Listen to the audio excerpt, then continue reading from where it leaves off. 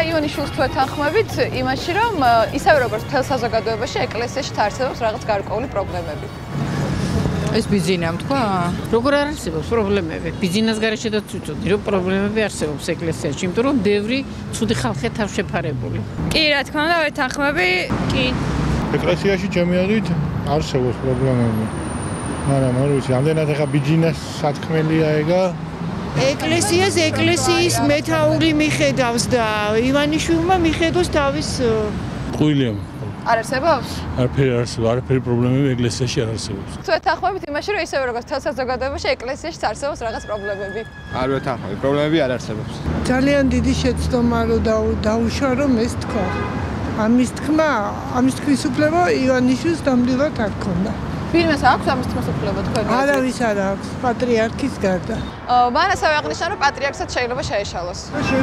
არა მგონია რამე შეეშალოს.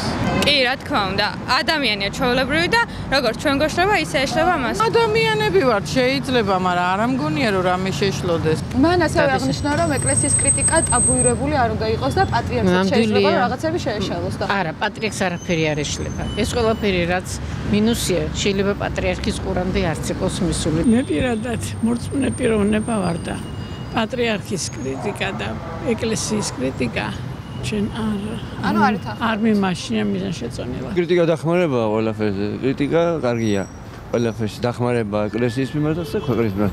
მე მგონი სათქმელი ჯობია ყოველთვის ითქვას და იყოს ახლა დღევანდელ ცხოვრებაში ყველაფერი გამოჩნდეს რა სად როგორ ხდება. უკეთესია მე მგონი ვიდრე ტაბუდადებული იყოს და რაღაც. ეკლესიას საერთოდ არ უნდა აკრიტიკო.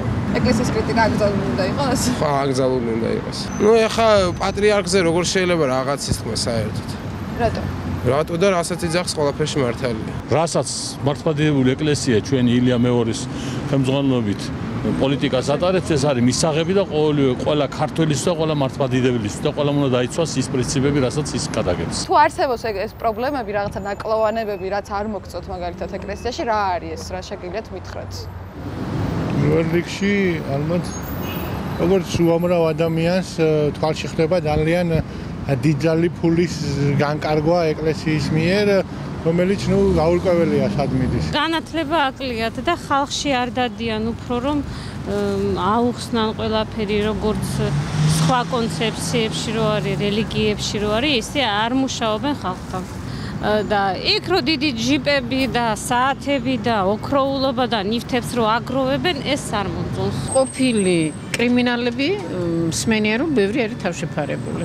ნუ არ არიან ესეთი მსახურები, მერსახურები, როგორიც უნდა იყვნენ მაგალითად. სხვის რელიგიას არ უნდა ვამბობდეთ, რომ ვიღაცის ვისაც ნებისმიერი ადამიანს რაღაცა სწამს, ის არასწორია მაგალითად. იმიტომ რომ ჩვენთვის ეს არის სწორი, იმათთვის და არ უნდა ვამბობდეთ, რომ ისინი არიან მაგალითად